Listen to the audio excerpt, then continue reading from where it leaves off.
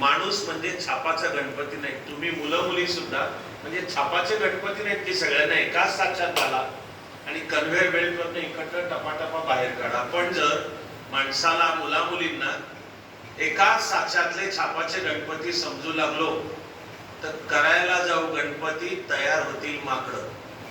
हा एक संस्कृत श्लोक आहे. भले अनेकातले पण माझा हिरो आहे, माझ्या मनात त्याचं स्थान हिरोच आहे. अशा अल्बर्ट आइन्स्टाईनचं एक वाक्य सांगतोय. आइन्स्टाईन म्हणतो, if you measure a fish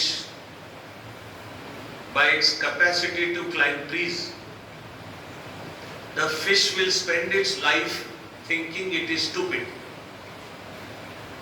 तुम्ही माशाला जर मोजायला लागलात की तुला झाडावर चढता येतं का, तर तो बिचारा मासाही कपाळाला हात लावून आयुष्यभर स्वतःला येडपट समजेल. If you measure a fish, मासा, अरे त्या माशाचं काम पाण्यात आहे. तुम्हाला झाडावर चढण्याचं वय माकडाला विचारा, वाघाला विचारा वगैरे.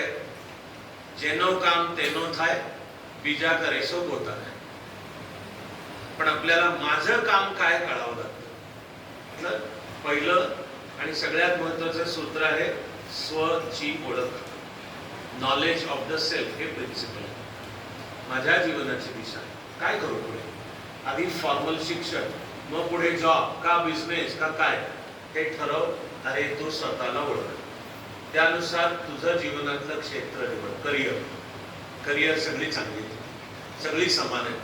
खरंच चॅलेंज आहे त्या निवडलेल्या किमान एका क्षेत्रामध्ये पाहिजे एक्सलंट आणि क्रिएटिव्ह.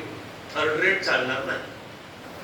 तर मी तुम्हाला वैज्ञानिक सूत्र सांगतो आहे की प्रत्येकाकडे किमान एका क्षेत्रात एक्सलंट होण्याचं वायरिंग आहेच.